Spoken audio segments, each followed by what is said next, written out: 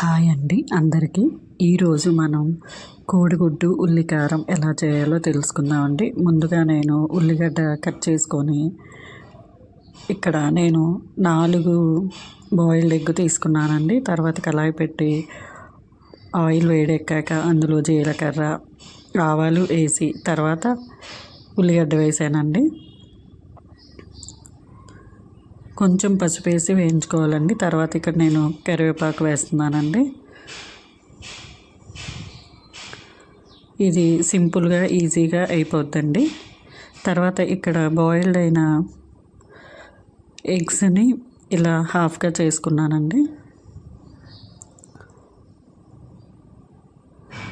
తర్వాత ఇక్కడ దానికోసం వెల్లుల్లి కారం చేస్తున్నానండి. కొంచెం వెల్లుల్లి తీసుకున్నానండి, ఒక 10 రెబ్బలు తీసుకున్నానండి, 10 పీసెస్ తీసుకున్నాను. తర్వాత ఒక పాన్ పెట్టి దాని మీద కొంచెం ఆయిల్ వేసి వేడి అవ్వనివ్వాలండి. అవి వేడయ్యాక మనం కట్ చేసి పెట్టుకున్న ఎగ్ని ఇక్కడ ఇలా వేయాలండి.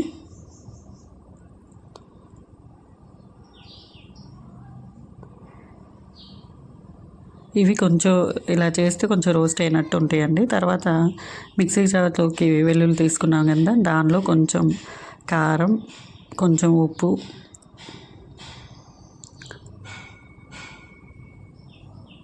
వేసి మిక్సీ పట్టుకోవడమేనండి. ఇవి టర్న్ చేసుకుంటూ రోస్ట్ చేసుకోవాలండి 2 సైడ్స్. అప్పుడు రోస్ట్ అయినట్టు ఉంటుంది, టేస్ట్ బాగుంటుంది. డైరెక్ట్గా అలా వేయడం వల్ల టేస్ట్ ఉండదండి. చూడండి, ఇలా రోస్ట్ చేసుకోవాలండి. 2 సైడ్స్ రోస్ట్ అవుతాయండి టర్న్ చేసుకుంటూ కాల్చుకుంటే. ఇక్కడ వెల్లుల్లి కారం మిక్సీ పట్టుకున్నానండి.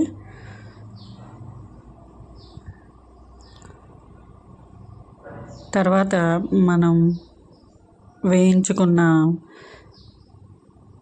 ఆనియన్స్లో అవి వేగిపోయాక ఈ వెల్లుల్లి కారం వేయాలండి. తర్వాత కొంచెం ధనియాల పొడి యాడ్ చేసుకోవాలండి.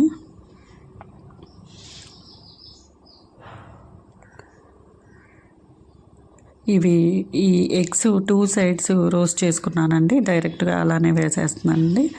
ఇలా వేసాక ఒక 2 సెకండ్లు మాత్రమే కలపాలండి. ఎక్కువ కలిపితే ఎల్లో మిక్స్ అయిపోతుందండి.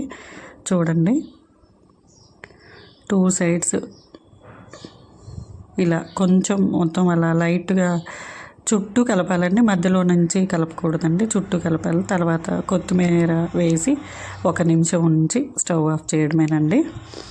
అంతేనండి, మన ఎగ్ ఉల్లి కారం రెడీ అయిపోయిందండి. గుడ్డు కారం అంటారు, ఎగ్ ఉల్లి కారం అంటారు, ఎలా అయినా పిలవచ్చండి. ఇది చాలా టేస్టీగా ఉంటుందండి. మీరు ట్రై చేసి చూడండి.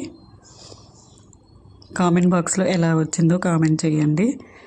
ఇది సింపుల్గా అయిపోయే రెసిపీ అండి. Please subscribe my channel.